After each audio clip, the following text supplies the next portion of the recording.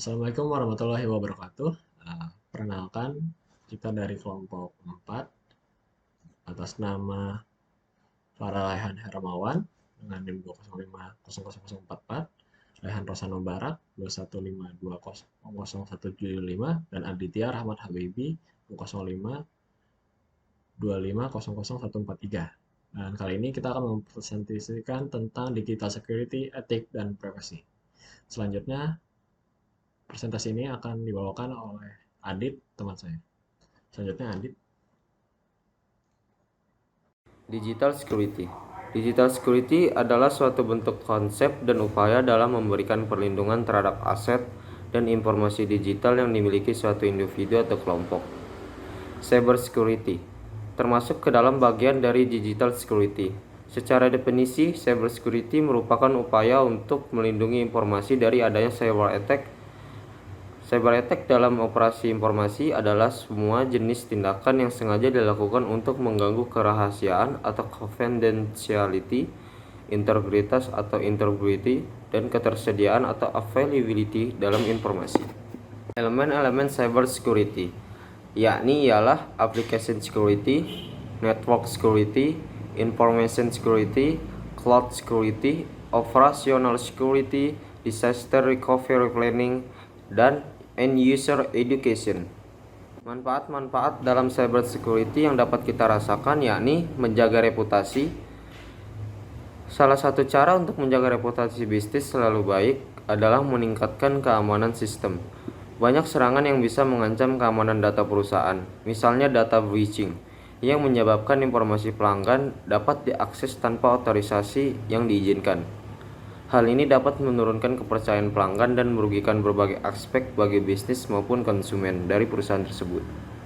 Keempat, keamanan website lebih terjamin. Website adalah presentasi dalam dunia digital. Untuk itu, memastikan keamanan website tetap terjaga adalah salah satu bentuk faktor yang penting. Memiliki prosedur keamanan cyber dapat mencegah kerusakan dan ancaman yang tidak terduga. Jika sistem terinfeksi, kemungkinan besar website akan down. Ini akan menyebabkan kerugian yang besar bagi bisnis, seperti risiko kehilangan data, kehilangan sebagian besar transaksi, hingga kehilangan konsumen. Yang ketiga yakni pemulihan kerusakan lebih cepat. Manfaat lain dari penerapan cyber security adalah proses pemulihan kerusakan sistem bisa lebih tertangani dengan cepat. Walaupun sistem sempat mengalami kerusakan, waktu pemulihannya akan lebih singkat bila telah diperlengkapi dengan prosedur keamanan yang baik. Dengan begitu, perusahaan dapat meminimalisir kerugian yang terjadi. Kedua yakni meningkatkan manajemen data.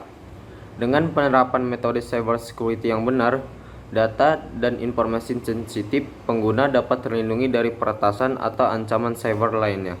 Hal ini secara tidak langsung dapat meningkatkan efisiensi operasional bagi perusahaan. Macam-macam fundamental prinsip dari etnis dalam dunia digital. Pertama, tanggung jawab atau responsibility, seperti tanggung jawab dalam perkataan, lisan, atau bentuk lainnya dalam penyampaian ke dalam dunia digital. Kedua, pertanggungjawaban atau accountability, bertanggung jawab atas segala sesuatu informasi yang dilakukan, diucapkan, atau disampaikan dalam dunia digital. Ketiga, kewajiban atau liability, seperti bertutur kata yang sopan, tidak menggunakan emoticon terlalu banyak, dan tidak menggunakan caps lock di sepanjang kalimat. Macam-macam permasalahan etika dalam dunia digital, yakni pertama, privacy issue atau permasalahan privasi, seperti menyimpan, mencari, dan menyebarkan informasi pribadi orang tanpa izin.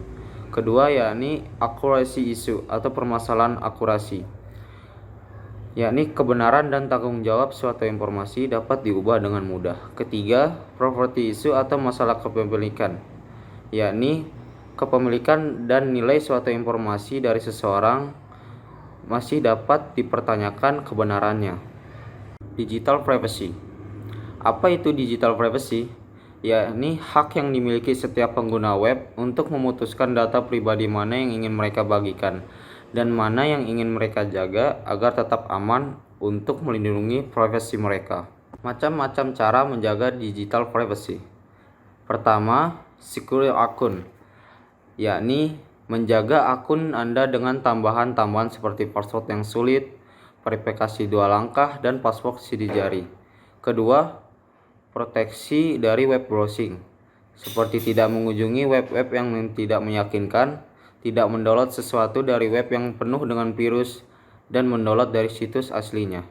Yang ketiga, menggunakan antivirus di dalam komputer. Contohnya seperti antivirus Avast, McAfee, Smedap, atau menghidupkan Windows Defender.